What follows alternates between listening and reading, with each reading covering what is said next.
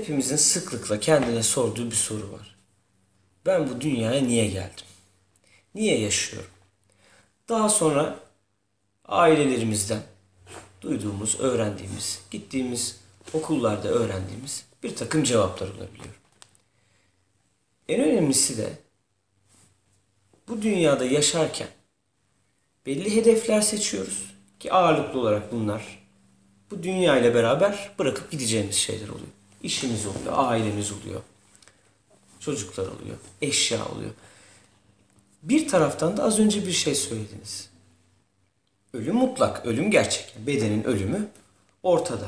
Ve bu dünyada belli başlı çalışmaları yapmadıysan, cehennemi tanımlarken.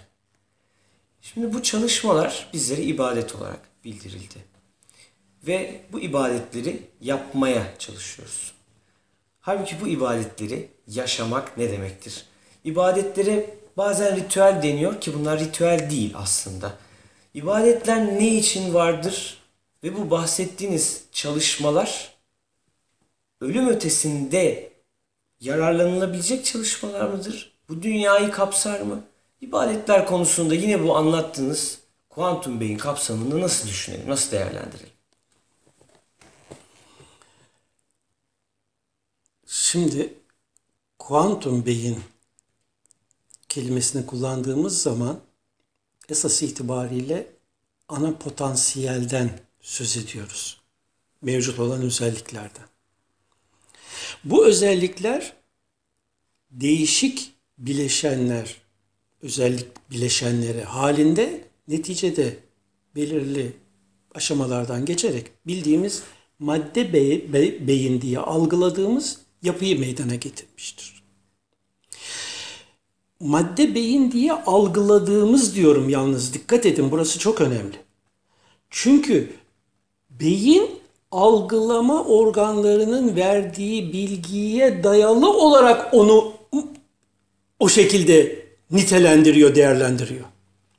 Eğer beyne giren bilgi kanalları biraz daha farklı olsaydı veya biraz daha fazla olsaydı bizim üzerinde konuştuğumuz madde algısı tamamıyla farklı olacaktı. Dolayısıyla sabit bir madde yapı mevcut değil. Tamamen gerçekte bir bilgi yapı, bir dalga okyanusu, bir dalga yapı var orijin olarak. Beyine bunlardan ulaşabilenlere göre beynin tanımlaması söz konusu. İşte bu şekilde çalışan beyin kendindeki değişik özellikleri açığa çıkartma imkanına sahip. Potansiyel olarak var olan. Bu özelliklere içinde mesela kendini tanıma, olayın sistemini anlama, neyi nasıl oluşturuyor gibi kavramlar üzerinde düşünebilme yetisine sahip. Bu sebepledir ki beyinde belirli işlevleri tahrik ederek o alanda genişleme yapmak mümkün. Şimdi mesela bakın 1985 yılında yazdığım İnsan ve Sırları isimli kitapta zikrin önemini anlattım ve dedim ki dünyada bir insanın yapacağı en önemli çalışma zikirdir. Niçin? Basit olarak, hızlı olarak şöyle anlatayım. Siz beyninizde belirli bir kelimeyi belirli bir sayıda, belirli bir şekilde tekrar ettiğiniz zaman o tekrar beyinde belirli bir hücre grubunda belirli bir elektrik oluşturuyor ve bu yan hücrelere sıçrıyor ve o alanda daha fazla bir elektriklenme, daha fazla o manaya, o dalga boyuna dönük çalışan hücre yapısını meydana getiriyor. Ben bunu 1985'te yazdım. Ortada hiçbir anlattığımı ispat edeceğim, kaynak alabileceğim bir şey yok ortada. Bilimsel bir çalışma. Bu benim Allah'ın bana lütfettiği bir bilgi. Şimdi aradan 5 sene, 6 sene geçti. Scientific America'da, meşhur Amerika'nın bilgi kaynağı mecmua, bir bilimsel çalışma çıktı John Horgan imzasıyla.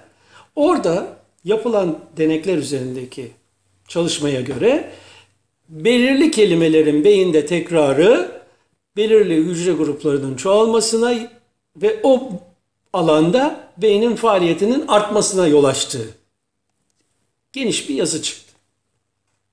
Şimdi işte bütün nokta burası. Siz Allah'ın isimlerini zikrettiğiniz zaman yukarıdaki Tanrı'yı zikretmiyorsunuz. Varlığınızı oluşturan onun esmasını siz harekete geçiriyorsunuz, aktive ediyorsunuz. Yani Allah sende kendini tanıtmayı dilerse sana kendini tanımasını sağlayacak bir takım beyinsel çalışmaları yaptırtıyor. Bu beyinsel çalışmalar dediğimiz şey kendi esma özelliklerinin açığa çıkmasını sağlıyor ve bu meyanda da sen Allah'ı daha fazla tanımaya başlıyorsun. Kendinde tanıdığın zaman başkasında da tanımış oluyorsun çünkü yapı hep aynı. İşte bu sebeptendir ki zikir mesela Allah'ı tanıma yolunda ve kendini tanıma yolunda, kendindeki esma özelliklerini tanıma yolunda en başta gelen aşamadır. Onun için vele zikrullahu ekber diyor. Ta ötedeki biri ekber değil. Vele zikrullahu ekber. Şimdi namaza gelirsek o dehşet bir şey. Çünkü namaz değil o. Biz İranlılardan, Perslerden almışık. Namaz kelimesini kullanıyoruz. Ve günde 5 defa yatıp kalkmak, jimnastik yapar gibi yatıp kalkmayı namaz zannediyoruz. Namaz bu değil.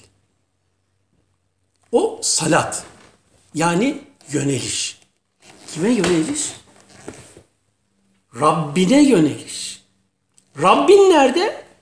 Senin varlığını meydana getiren esma mertebesi. O yönelişi Resulullah uruç demiş. Salat müminin miracıdır demiş. Yani sen salata durduğun zaman Sübhaneke'yi okurken daha vela gayruhu diyorsun. Gayrı yok. Sadece Allah. Gayrihu'yu gerçekten söyleyebilirsen orada senin benlik kavramın kalkıyor ortada. Ben yokum, sadece o var. Senin dilinde Fatiha'yı okuyan kendisi.